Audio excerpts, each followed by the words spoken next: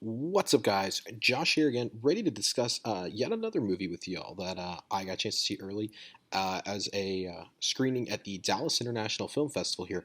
It's the latest movie from John Carney, the director of Once and Begin Again, entitled Sing Street. Like most of Carney's films, it takes place in Ireland, specifically in Dublin, and it's a tale about a boy named Connor, who is instantly smitten with this girl that he meets, and he, he forms a band to impress her. Now, if that premise sounds really weird, it is. It doesn't sound appealing. It didn't sound appealing to me. What really sold me on wanting to see this was the marketing. The marketing was really cool. I've followed the production of it for a little while now.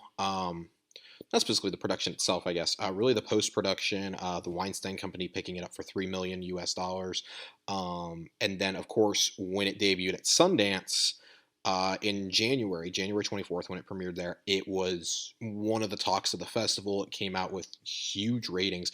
It was sitting at 100% on Rotten Tomatoes until about a week ago. Now it's dropped to a measly 98%. The most noticeable thing about this movie is um, the original music. As with all Carney's films, there will probably be a song or two from this movie nominated for the Academy Award for Best Song. He wrote the lyrics himself, wrote lyrics and music, much like he did with Once, much like he did for the song in Begin Again, Lost Stars, that ended up winning an Academy Award also, or was at least nominated. I don't remember which one.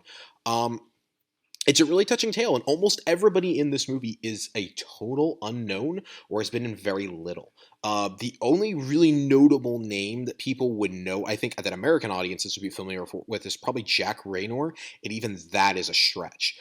He plays the older brother of the main character, Connor. He plays Brendan, and he's kind of one of the motivating factors behind Connor's pursuit of music, his pursuit of the girl, Rafina, and gives one of the standout performances in this film, which is something I'd never thought I would say after seeing his filmography, that he was in Transformers: Age of Extinction. And it's like, well, once you've been in that, are you really going to have that great of a career?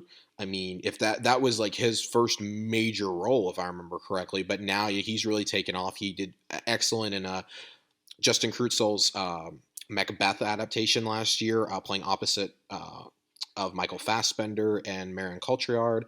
Um, but the most important aspects of this movie, of the casting, are the young players in this, the teenagers, who are they're all like 16, 17 years old.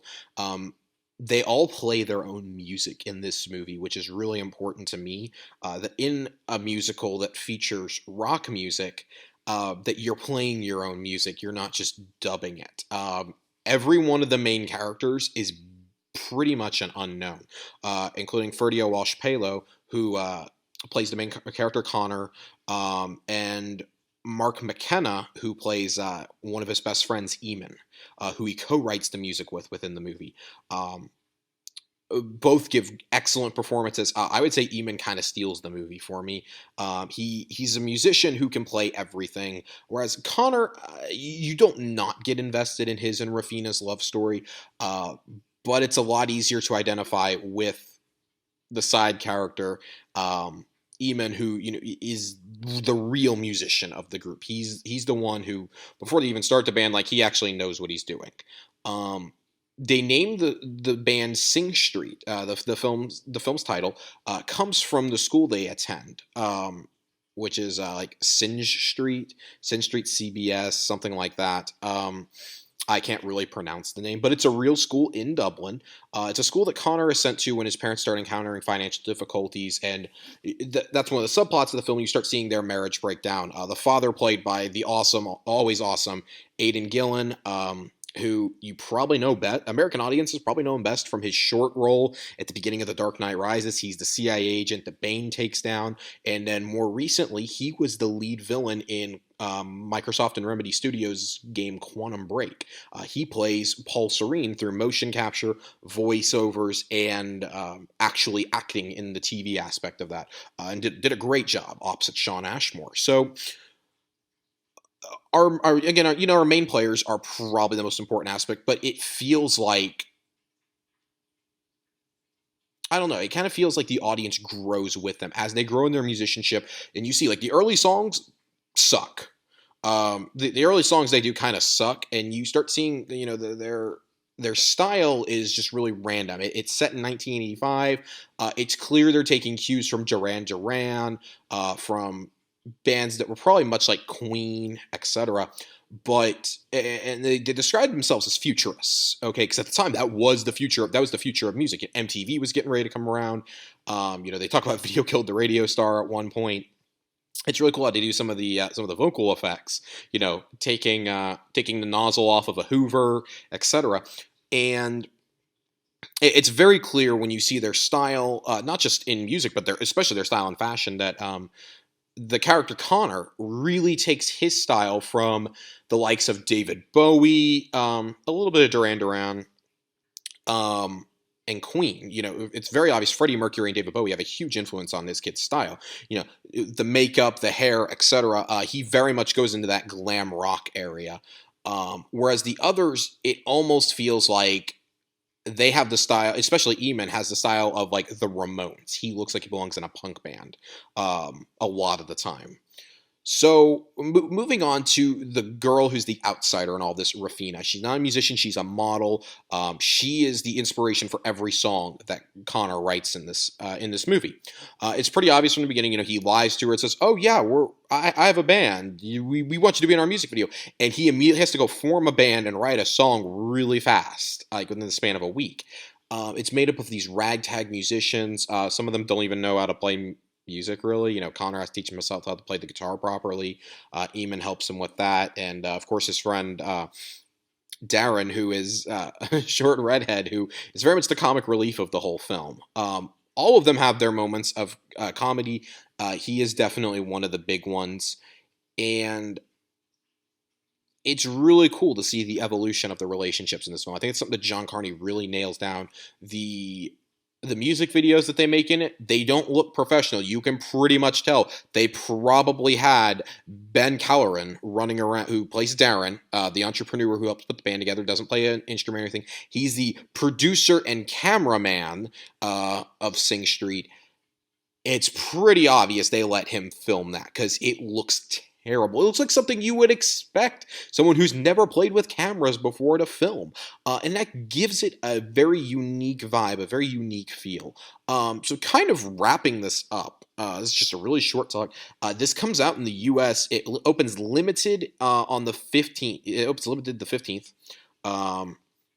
Or opened limited on the 15th, I guess. It was start to be shown at festivals. It comes out for real this coming week on the 22nd, I want to say. Yeah, 21st or 22nd. It comes out a limited release, and then it goes wide release the last week of April. It's already come out, it came out in Ireland a month ago. It's been getting rave reviews, of course. I haven't heard really any negative like detrimentally negative things about this. I didn't notice anything detrimental. For a musical, it was really, really enjoyable. I like musicals, and this was a really cool kind of twist on the trope of teenage rebellion. They use their music to express themselves, to lash out against the authority at their school that is corrupt and such. And it's very, very neat how they do that. I thought it was a very creative way. I'm going to go ahead and say this is Carney's best film, and I'm a huge fan of Once.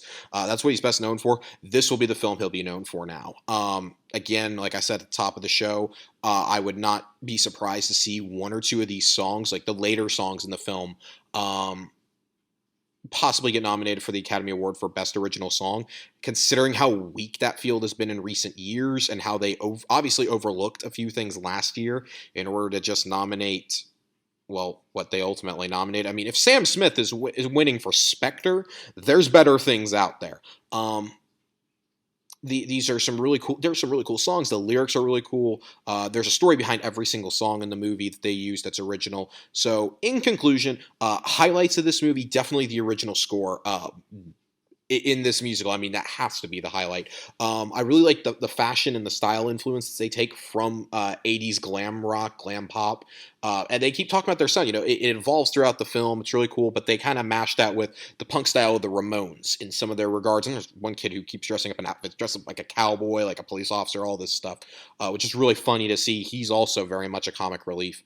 Um, and then the performances from Jack Raynor, Aidan Gillen, Ben Calloran, Mark McKenna, and I'm going to say definitely Frida Kahlo, who's the title character of Cosmo.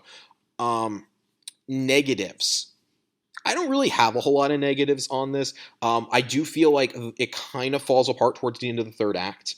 About halfway through the third act, it starts falling apart for me. It doesn't feel quite as effective. It's lost a lot of its catharsis at that point, and it descends into typical teenage melodrama.